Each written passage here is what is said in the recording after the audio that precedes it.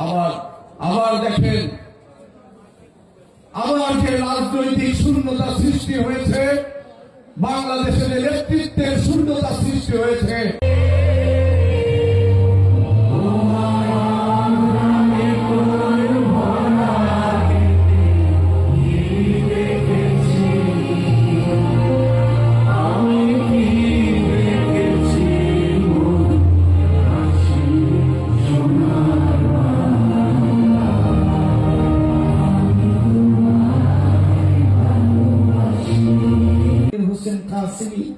আল্লাহ তাকে আপনার সমস্ত ষড়যন্ত্র মোকাবেলা করে 12 ফেব্রুয়ারিতে ভোট বিপ্লবের মাধ্যমে তারেক রহমানের হাতকে শক্তিশালী করার তৌফিক দান করে।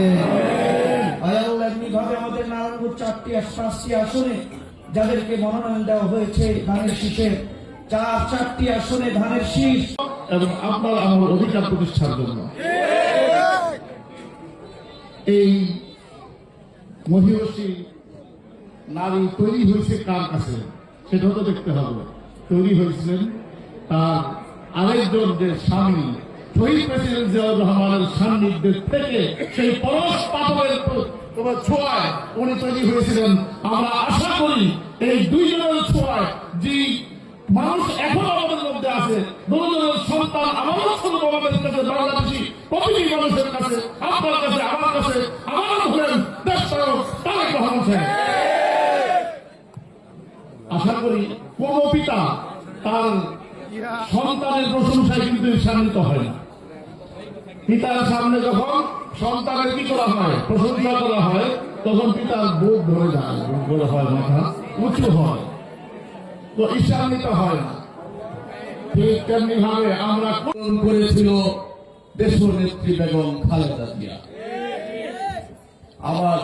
আবার দেখেন, আবার যে রাজনৈতিক শূন্যতা সৃষ্টি হয়েছে, বাংলাদেশের নেতৃত্বের শূন্যতা সৃষ্টি হয়েছে, সেই শূন্যতা পূরণ করতে মহান রাব্বুল আলামিনের দরবার থেকে রহমত হিসেবে আমাদের সামনে খালেদা জিয়া মৃত্যুর 4 দিন পূর্বে আবার সেই একজন দেশপ্রেমিক নেতৃত্ব আমরা পেয়েছি, জনাব তারেক রহমান।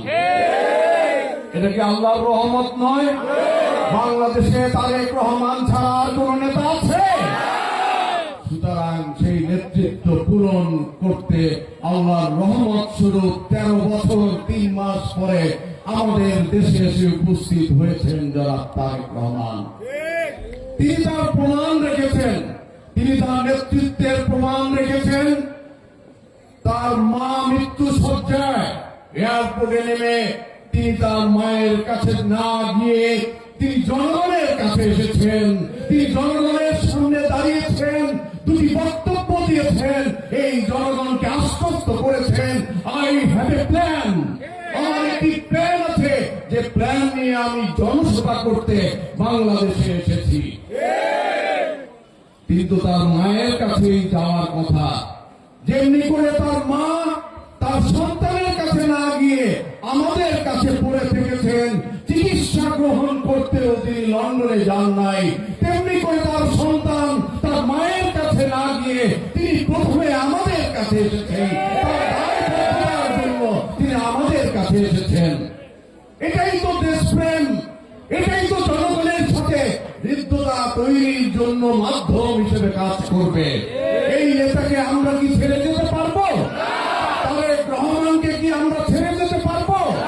তিনি তো বাংলাদেশে এসে আমাদের ছেড়ে যান নাই, তিনি তো তার পরিবার পরিজনের কাছে যান নাই, তিনি তো তার ভাইয়ের জানাজায় অংশগ্রহণ করতে পারেন নাই, তিনি তো এয়ারপোর্ট থেকে সে ভাইয়ের কবর জিয়ারত করতে যান নাই, তিনি তো তার বাবার কবর জিয়ারত করতে যান নাই। তিনি এসেছেন আমাদের মাঝে, পরবর্তীতে তিনি গিয়েছেন তার বাবার কবর জিয়ারত করতে, তার ভাইয়ের কবর জিয়ারত করতে এবং তার মায়ের শয্যা পাশে গিয়ে শেষ সময়টুকু তার মাকে তিনি সান্ত্বনা দিতে পেরেছেন।